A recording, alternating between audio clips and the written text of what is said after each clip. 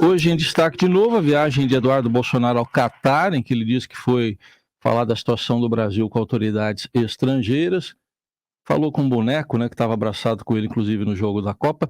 E vamos falar da votação de um penduricalho, um benefício para juízes e promotores lá no Senado.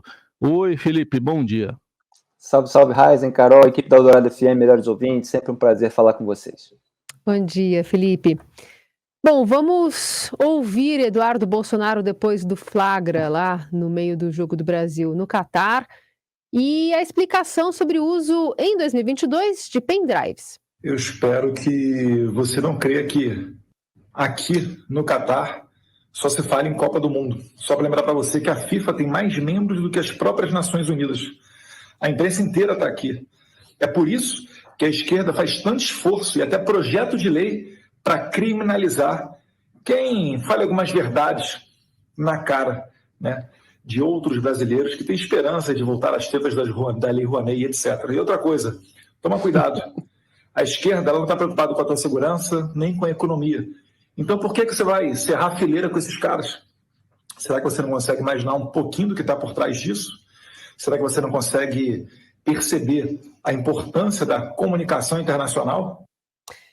Você já falou sobre apito de cachorro neste jornal. Alguns estão implícitos aí, não? Sem dúvida, Carol. Ele tá bravo, olha, ele tá dando bronca em quem criticou ele por ele aparecer lá se divertindo no estádio para assistir jogo do Brasil na Copa do Mundo, enquanto os bolsonaristas estão em porta de quartel, estão bloqueando estradas, contestando o resultado eleitoral, pedindo intervenção federal e militar.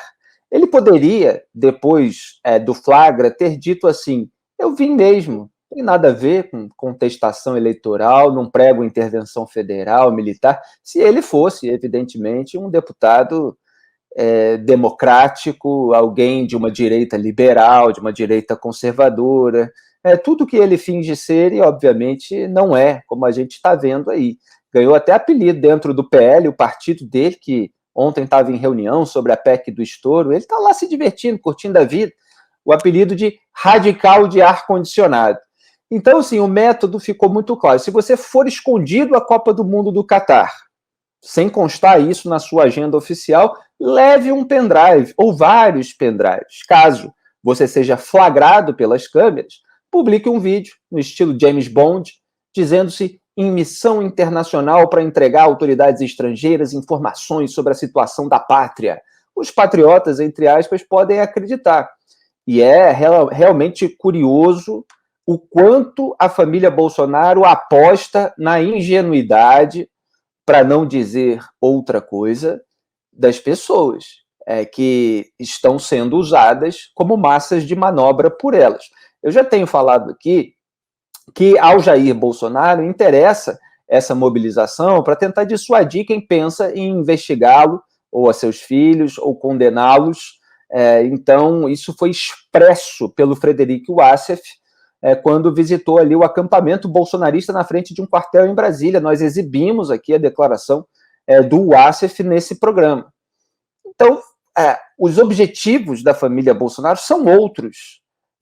O Eduardo está lá se divertindo, não está nem aí para esse pessoal e agora tenta consertar da maneira mais aloprada possível. Se ele falasse qualquer outra barbaridade, que foi abduzido, que um espírito comunista tomou o seu corpo, que havia uma passagem secreta entre o quartel e o Catar, ele tropeçou e caiu na Copa, de repente tinha alguma verossimilhança maior, alguma capacidade das pessoas acreditarem do que essa história do pendrive. Então, assim, é muito engraçado, porque o Eduardo Bolsonaro, ele era remunerado por um cargo em Brasília enquanto fazia faculdade no Rio de Janeiro, na juventude ali, pouco depois de fazer 18 anos.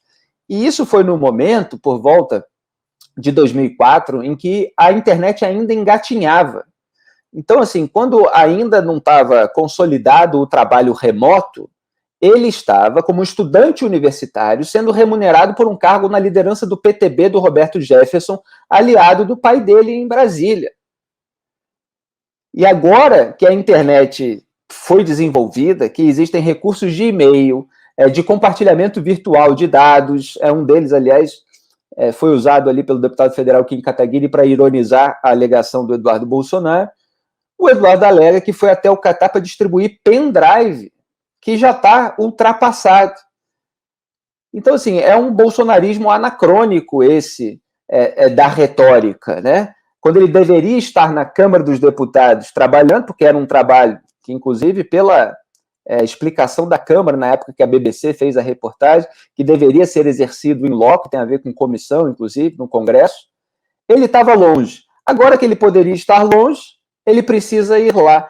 Quer dizer, tem que ser muito trouxa, tem que ser muito otário para acreditar nesse tipo de alegação. Eu fiquei até imaginando o encontro numa área VIP, num camarote, do Eduardo Bolsonaro com uma autoridade internacional, ele falando assim, tudo bem, eu sou um deputado brasileiro, e aí, tá gostando dos jogos? E aí o líder internacional estrangeiro diz assim, a belíssima Copa, se eu aceito uma castanha, assim, seguinte, tá rolando uma ditadura, com uma fraude lá no meu país, e eu trouxe um pendrive para explicar a situação. E aí a autoridade fala, vocês ainda usam pendrive no Brasil? Então, não, veja bem, é que... mas assim, ditadura como o senhor foi exilado? Não, é que, veja bem e tal... E aí, de repente, acontece um lance lá na Copa e ele se distrai. Quer dizer, quando a gente vai imaginar aquilo que ele está falando na situação particular, fica ainda mais ridícula a alegação. Agora, isso mostra a natureza dele, não é novidade para quem acompanha as condutas, as práticas da família e não a retórica disseminada pelo WhatsApp. Bom, parabéns pela dramatização. A gente imaginou aqui como seria a cena, talvez interrompida pelo gol do Casemiro, né? Inadvertidamente. Exatamente. E Raiz, só um detalhe, né? Porque eu fico imaginando também, quando ele foi descoberto, né? Ele pensando ali, o que a gente faz agora? Preciso de um álibi. Vamos ver, você diz que veio falar com as autoridades internacionais, que é a comunicação internacional. Sim, mas como é que eu vou provar que houve fraude no Brasil? Não, a gente só mostra uns pendrives e tal, e o pessoal fica imaginando o conteúdo. Não, beleza, será que a gente consegue uma foto num camarote com um sheik? A gente dá um jeito e tal, porque ontem, no final da tarde, ele deu um jeito de publicar uma foto com o sheik, que é para mostrar que ele realmente está se comunicando. Esse grande diplomata, fritador de hambúrguer e motoboy de pendrive, Eduardo Bolsonaro. Segundo capítulo, então, da dramatização do dia.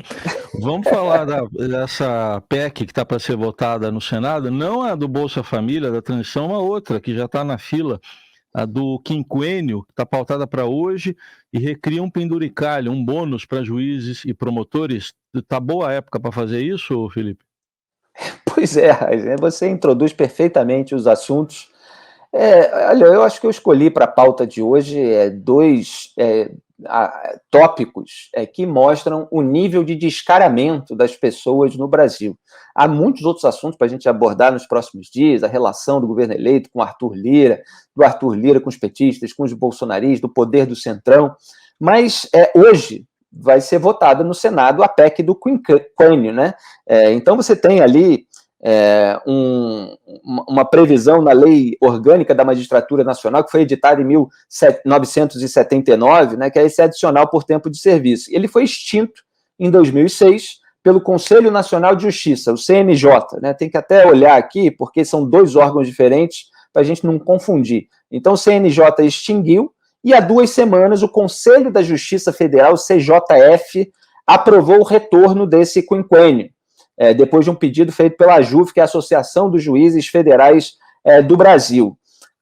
Então, você tem aí essa possibilidade de você ter um adicional de 5% a cada 5 anos de trabalho dos juízes, nesse momento em que se fala em colocar os pobres no orçamento, e que eu venho defendendo, como fiz aqui na coluna, os cortes dos gastos mal feitos, os cortes dos privilégios daquelas pessoas que não são pobres. Então, você tem empresários, é preciso rever aí as isenções tributárias, que no total dão um impacto fiscal de 400 bilhões de reais, de acordo com um relatório do Tribunal de Contas da União, inclusive. É preciso rever Previdência, apesar da reforma, ainda é um dos maiores gastos do mundo. E a gente não está falando de todo mundo, do funcionalismo público, a gente está falando da cúpula, dos setores mais privilegiados. E tem que ser revista emenda parlamentar, que já tem individual, de bancada, de comissão, e agora essas emendas de relator do orçamento secreto, que está com uma decisão pendente no Supremo Tribunal Federal. E aí vai o Senado e vai avaliar é lógico que o certo a fazer é você recusar uma possibilidade de você turbinar privilégios de juízes. Senadores, tradicionalmente, têm medo de juízes. Então, assim, eles ficam lá numa posição desconfortável. Agora, dentro do governo eleito, também está havendo um desconforto, porque é um sinal fiscal ruim e tal, e eles sabem porque já estão dando outros e o mercado tem reagido. Então, você tem essa possibilidade que pode gerar, de acordo com a consultoria legislativa do Senado, era o dado que eu estava caçando aqui, 7,5 bilhões de reais de impacto. E ainda tem assim uma possibilidade, uma terceira bomba fiscal, né, além de outras que estão por aí, que você aumentar o salário dos ministros do STF em 18%. Mas vamos falar da PEC do quinquênio. É óbvio que isso precisa ser devidamente recusado. A gente vê aí todos os petistas, os membros do governo eleito, falando no absurdo que é você ficar sem farmácia popular, sem moradia popular, sem dinheiro para creche.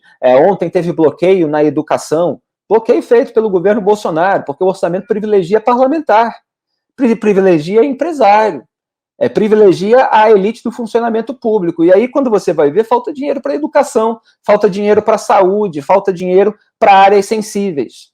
Então, 19,3 bilhões de reais de orçamento secreto, 7,5 bilhões de reais para essa medida, para favorecer juiz. Você vai somando tudo isso aí, e depois não sobra dinheiro para quem mais precisa, e, no entanto, os políticos ficam com toda essa demagogia.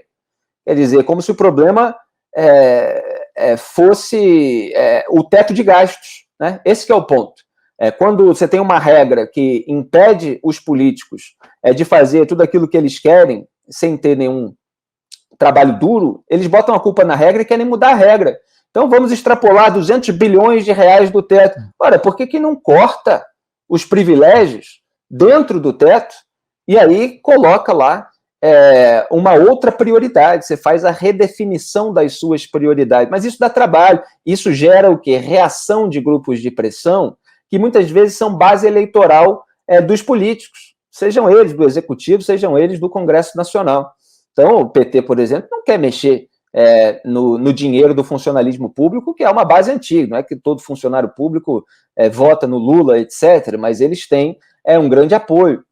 E aí se joga tudo para o outro lado, se mexe na âncora fiscal, e sem essa qualidade humana, as regras não importam. Chega uma hora que eles jogam as regras fora. Foi exatamente o que aconteceu com a legislação penal, com a lei de improbidade administrativa e outros casos.